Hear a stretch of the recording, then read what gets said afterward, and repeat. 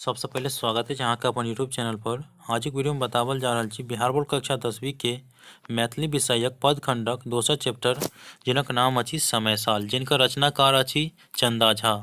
एहि पाठ से जतेक भी ऑब्जेक्टिव और सब्जेक्टिव क्वेश्चन है ओहि चीज के बारे में तो जानकारी देबे करब, साथ में ये जो समय साल कविता अछि ओहि के व्याख्या हम स्टेप बाय स्टेप देवला छी। तो जानकारी अहाँ सबके हम बता दी कि मैथिली के जतेक भी चैप्टर अछि ओकर वीडियो हम अपलोड कर देने छी। अगर अहाँ सब नहीं देखलिए तो चैनल के प्लेलिस्ट में जाकर सेहो देख सकै छियै या वीडियो के डिस्क्रिप्शन बॉक्स में सेहो लिंक अहाँ सबके मिल जाएत। तो अहाँ सब चैनल पर नया छी तो चैनल के जरूर सब्सक्राइब कर लेब। साइड में बेल आइकन है तो ओकरो दबा के ऑल नोटिफिकेशन के ऑन कर देबे, ताकि बिहार बोर्ड से रिलेटेड इंपॉर्टेंट ऑब्जेक्टिव और सब्जेक्टिव के साथ साथ जानकारियों अहाँ सबके जखने हम वीडियो अपलोड करब तुरंत अहाँ सबके नोटिफिकेशन पहुँच जाएत। तो चलू बात कर लै छी चंदा झा के बारे में, ओहि के बाद हुनका द्वारा जो लिखल समय साल अछि ओहि के बारे में जानकारी ल लेब। तो चंदा झा के मूल नाम जो रहती उ चंद्रनाथ झा रहली, ठीक है। लेकिन मुदा कर जे ख्याति जे चंदा झा के नाम से प्रसिद्ध भेल छै रचनाकार में। चंदा झा पहिल तो दरभंगा जिला के पिंडारुच गांव के वासी रहती, बाद में वो मधुबनी जिला के ठाढ़ी गांव के निवासी भ गेला। ठाढ़ी गांव जे छले उ हुनक सासुर छले, ठीक है। अहाँ सब जानकारी रखब, ठीक। हिनक जे शिक्षा दीक्षा भेल न वो मातृक सहरसा जे बरगम्मा छले ओहि ठाम भेले। तो मातृ मतलब मामा गांव में अगर शिक्षा पढ़ाई लिखाई जे छले उ मामा गांव सहरसा जिला के कत तो बरगाम में, जकरा बरगम्मा कहल जाइ छै, ठीक छै, ओतऽ भेलनि। ओतहि उ पढ़ि लिख कऽ पंडित भेला और विद्वान रूप में ख्याति अर्जित केला। चंदा झा के दीर्घजीवी कहल जाइ छै, ठीक छै, याद रखब चंदा झा दीर्घजीवी छला। हिनक जन्म के बारे में अगर बात कल जाए तो चंदा झा के जन्म अहाँ के 20 जनवरी 1831 में भेले और मृत्यु 14 जनवरी 1907 में भेले। ई जे छले वो विद्वान रहती, साथ में साधको सेहो रहते, ताहि दुआरे ई लाइन कहने अछि कि ई जेहने विद्वान रहती तेहने साधक रहती, ठीक है। चंदा झा जे छले वो महाराजा लक्ष्मेश्वर सिंह आ रामेश्वर सिंह के दरबार में मूर्धन्य पंडित रहला। किनका दरबार में? लक्ष्मेश्वर सिंह और रामेश्वर सिंह के, याद रखबे। एहि के बाद अहाँ सबके जे मैथिली में अनुवाद केने अछि चंदा झा, पहिल तो वो मिथिला भाषा रामायण के केने अछि, दोसर जे अछि विद्यापति के द्वारा जे लिखल पुरुष परीक्षा संस्कृत में अछि ओकरा अनुवाद ही मैथिली में केने अछि। ताहि दुआरे अतः लिखल अछि पुरुष परीक्षा का और मिथिला भाषा रामायण के अनुवाद वो मैथिली में केने अछि। जानकारी अहाँ सबके जरूर रहबाक अछि। एहि के बाद अछि अहाँ सबके ई जे समय साल कविता अछि चंदा झा का, उ ओकर मुक्तक कविता अछि। कथी? मुक्तक कविता अछि, अहाँ सब जरूर याद रखब। एहि के बाद अगर काव्य संदर्भ अहाँ सबके बता दी तो काव्य संदर्भ अछि कि मैथिली अकादमी पटना से प्रकाशित डॉक्टर विश्वेश्वर मिश्र द्वारा संपादित छै, ठीक है। केकरा द्वारा ई समय साल संपादित छै? तो डॉक्टर विश्वेश्वर मिश्र द्वारा जे संपादित है चंद्र रचनावली नाम के ग्रंथ सँ या संग्रह सँ लेल गेल अछि, ठीक है। एहि कविता में मिथिला के बाढ़ि रोकबाक लेल होइत लोकक प्रयास, बाढ़ि सँ भेल तबाही आ आजीवनक या जनजीवनक त्रासदी चित्रण अछि। कवि दाही रोधी क विभीषिका मुक्त सुखमय जीवनक कामना करैत अछि, तखने मिथिला विकास करत, मैथिली अपन बुद्धि बलक छाप छोड़त। तो चलू ई जे पाठ अछि समय साल अकर पहिल पद्यांश कुछ एहि प्रकार से अछि, ओकरा हम अपना लय में ल के बता रहल छी। भदय सुखायल धान दहाय, गरीब किसान की करत उपाय, कोना दिन काटत,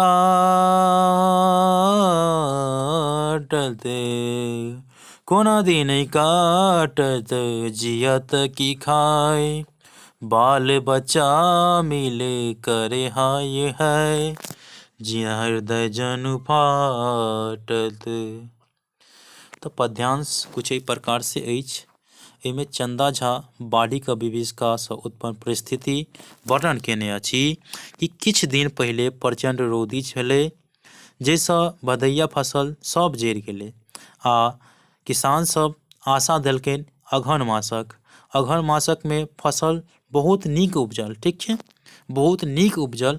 अगहन में धान सब जे छलै फूटि फाटि के तैयार भऽ गेल छलै, ओकरा काटबाक लेल छलै, लेकिन कमला महारानी के कृपा से ओहो धान सब सबटा दहा गेलै। ठीक छै, समय साल में यही बात के दर्शायल गेल छै कि गरीब किसान कर्ज लऽ कऽ खेती केलकै और जतेक भी धान कटे वाला भऽ गेलै तऽ ओ सब धान दहा गेलै। एहन स्थिति में गरीबक हाय हाय करैत बच्चा सबके देख कऽ जेना लगल हृदय फाटि जायत, आ ओ सब की खेते, अपन जीवनक रक्षा कोना करते, ओहि के बारे में पहिल पद्यांश देने अछि। दोसर पद्यांश कुछ एहि प्रकार से अछि। बांधल छहर ऊंच के आरी, रात दिन सब धयल कोदारी, सारी छल उपजल लेल संहारी, निर्दय कमला की दुहि बिचारी, हारी धई बैसल। तो देखियो एहिमे कहल जाइ छै कि बांधल छहर ऊंच के आरी, राति दिन सब धैल कोदारी, सारी छल उपजल लेल संहारी, निर्दय कमला की दहु बिचारी, हारि हई बैसल। तो एहि पद्यांश में कुछ एहि प्रकार से कहल जाइ छै कि बाढ़िक रक्षा लेल दिन राति मेहनत कऽ के ऊंच के जे छै छहर बांधल गेल, मुदा निर्दयी कमला ओहि छहर बांध के कुछ नहीं बुझलक। एहन सुंदर उपजल जे छलै साड़ी मतलब अहाँ सबके भऽ गेल जे जायदाद होइ छै, ओ बड़ नीक उपजल छलै, ओकरा नष्ट कऽ देलक आ दहा देलक। ठीक छै, जैसे आब तऽ मानू कि मोन हमर हारि कऽ बैस गेल, ताहि दुआरे कहै छै हारी हिय बैसल। ठीक छै, तेसर पद्यांश कुछ एहि प्रकार से अछि। समटु जल कमला माई, करु जनु एहन देवी अन्यायी, असहै दुख होई आस लगाई, कैलहु खर्चा करज के खाई, बिकल जन रोइछ। तो देखियो एहिमे किसान सब कहैत अछि जे हे कमला मैया अपन जल के समटू, कारण आब अन्याय भऽ रहल अछि। खेतहर लोकनिक बड़ आस लगा के केने अछि, बहुत खर्चा कऽ कऽ केने छल, ओ टाका जे छै ओ कर्ज लऽ के ओ केने छलै। आब यदि खेत नहीं उपजल, सब दहा जायत, तऽ ओ सब जे छै कोना जीते, ई सोचि कऽ मन जे छै बिकल भऽ रहल अछि। ठीक छै, अहाँ सब एते याद रखब, बिकल जन रोइछ मतलब बिकल भऽ रहल अछि। अंतिम पद्यांश कुछ एहि प्रकार से अछि। बड़ रौदी छल बरिसल पानी, मघ असरे से कयल नहीं हानि, चलल छल धंधा कहि कवि चंद, अपन बुतई की होयछ काज, समय न भेल मंद। एहिमे कहल जाइत अछि कि रौदी बड़ छल, ताहिमे पानी भेल, माघक महीना अरसल कयल गेल। ठीक छै, माघ महीना में पानी भेलै और आशा जे छलै ओकरा ओ नक्षत्र करि देलकै। ठीक छै, आस लगौला जतेक छलै ओकरा ओ बर्बाद कऽ देलकै। चलल छल धंधा मतलब कि जे छलै सब चीज धान सब नीक उपजल छलै, ताहिमे जे छै बारिश भऽ गेलै, पानी भेलै, ताहिसँ की भऽ गेलै सब कुछ जे छलै ओ नष्ट भऽ गेलै। ई बात चंदा झा जे छै अपना अंदाज में कहने अछि समय साल में। ठीक छै, तो चलू एहि पाठ से जे क्वेश्चन पूछल जाइत अछि ओहिके बारे में अहाँ सबके जानकारी दऽ दी। पाठ में क्वेश्चन कुछ इस प्रकार से अछि। चंदा झा या समय साल कविता का रचयिता अछि। तो अहाँ सबके जानकारी भऽ गेल कि समय साल कविता का रचयिता चंदा झा छथि। ऑप्शन क एकर सही आंसर अछि। दोसर क्वेश्चन अछि, चंदा झा क कविता शीर्षक अछि। तो चंदा झा कौन कविता लिखने अछि? समय साल। ऑप्शन क एकर सही आंसर अछि। एहिके बाद रिक्त स्थानक पूर्ति करू। तऽ रिक्त स्थानमे देने अछि भदइ सुखायल धान, अतः की हेतै तऽ लाइन छै, तऽ लाइनके अहाँसब पूर्ति कऽ लेबै। भदइ सुखायल धान दहाइ, अहाँसब याद रखब। एहिके बाद अछि कोना खाली स्थान काटत जियत की खाइत। अहाँ सबके पता अछि कि कोना दिन काटत जियत की खाय, तऽ दिन एतऽ भऽ जेतै, कथी भऽ जेतै दिन। एहिके बाद चलू शुद्ध अशुद्ध चिन्हके सेहो ई कहि रहल छै। तऽ कहै छै पहिलामे राति दिन कोदारि धऽ छहरक निर्माण कयल गेल। ई सही छै या गलत छै? सही छै। राति दिन किसान जे छै कोदारि हाथमे धऽ के छहरक निर्माण कऽ गेल, ठीक छै। एहिके बाद कहै छै बाढ़िमे धान दहाइ गेल, इहो सही छै। बाढ़िमे धान सेहो दहा गेलै, इहो सही छै। मतलब दुनू सही छै, ठीक छै। तऽ चलू एहिके बाद अहाँ सबके निम्न पंक्तिके प्रसंग व्याख्या करू। तऽ व्याख्या तऽ अहाँ सबके बता देलहुँ, अहाँ सब खुद कऽ सकै छी। ई सब क्वेश्चन देखियौ, पाँचवा अछि सही युग्मक मिलान करू। देखियौ अहाँ सबके राइटर देने छै, राइटर की लिखने छै एहिके बारेमे बतायल गेल छै। सबसँ पहिले अहाँ सबके बता दी कि पहिल अछि विद्यापति। अहाँ सबके जानकारी हैत कि विद्यापतिके द्वारा शिवगीत लिखल गेल अछि। तऽ पहिलुका से अंगह मिला देबै। चंदा झा की लिखने अछि समय साल, इहो अहाँ सबके मिल गेल। एहिके बाद देखियौ लीली रे के द्वारा जे लिखल अछि ओ चंद्रमुखी लिखल अछि। एहिके बाद जयकांत मिश्र जी के द्वारा जे लिखल अछि ओ जय जवान या जवाहर जेहन देखलू जेहन पोलू। एहिके बाद चंद्रभानु सिंह के द्वारा लिखल गेल अछि एडसक कालनाग। तऽ एहि प्रकार से अहाँ सब मिलान कऽ लेब। अब चलू एहि पार्ट से जे क्वेश्चन पूछल गेल अछि, भदैया फसल कोन मास में होइ छै? अहाँ सबके जरूर याद भऽ जायत।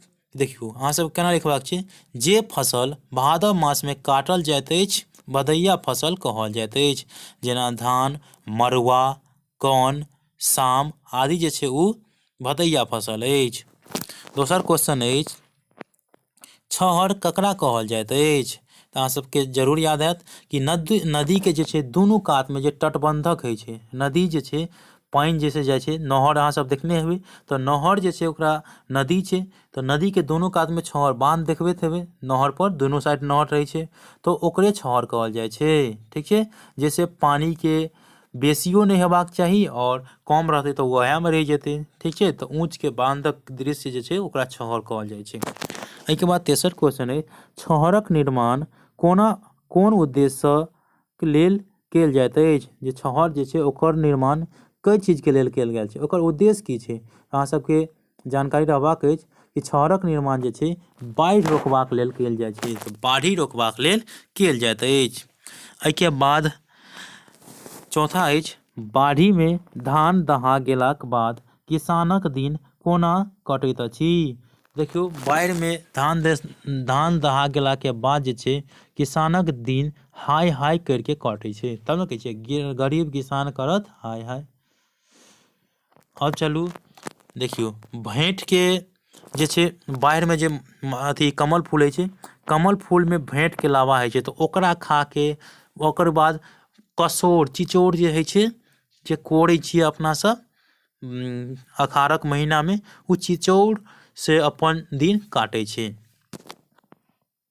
एहिके बाद अछि पाँचमा कमला मायक पूजा कोन उद्देश्य लेल कयल जाइत अछि? देखियौ कमला मायके पूजा जे छै बाढ़ि रोकबाक लेल कयल जाइत अछि। तऽ कमला मायके पूजा केना कयल जाइ छै? तऽ बाढ़ि नहि अयबाक लेल कयल जाइत अछि। लोकक ई मान्यता छै जे पूजा कयलासँ कमला माय प्रसन्न भऽ जायत आ बाढ़ि नहि आवत, बस। एहिके बाद दीर्घोत्तरीय प्रश्न अछि। दीर्घोत्तरीय प्रश्न समय साल कविताके भावार्थ लिखू। तऽ समय साल कविताके भावार्थ अहाँ सबके बताइए देलहुँ कि सारांशमे जे छै ओहि हिसाबसँ लिखबै कि गरीब किसान बहुत आशा लगा के अपन खेती केने छलै, तऽ ओहिमे जे छलै रौदीके दिनमे पूरा फसल जरि गेलै, ठीक छै। तऽ भदइके दिनमे भादवके दिनमे जे छै बहुत त्रासदी भेलै, तऽ ओहिसँ फसल जरि गेलै, तऽ ओकर उपजाउ तऽ भेलै नहि। तैयो कर्जा लऽ के किसान कहलकै आब अखाड़के दिन एलै, तऽ अखाड़के दिन एलै तऽ धान रोपल गेलै, ठीक छै। धान रोपल गेलै, ओहो धान जे छै बहुत नीक उपजले, लेकिन कमला माय ओकरो दलहा देलकै। एहि चीजके बारेमे अहाँ सब लिख सकै छियै, ठीक छै। एहिके बाद अछि पठित कविताके आधार पर बाढ़िक वर्णन करू। तऽ अहाँ सब कह सकै छी अपनो से। एना हम आंसर अहाँ सबके वीडियो के PDF फाइल में अहाँ सबके दऽ देब, ठीक छै। तऽ PDF फाइल वीडियो के डिस्क्रिप्शन बॉक्स में अछि, अहाँ सब ओतऽ से लऽ लिअ और आंसरो अहाँ सबके PDF फाइल में मिल जायत। जानकारी अच्छा लगल हुए तो वीडियो के जरूर लाइक करब, चैनल के जरूर सब्सक्राइब करब। मिलै छी अगला वीडियो में, तब तक के लेल धन्यवाद। जय हिंद, जय भारत।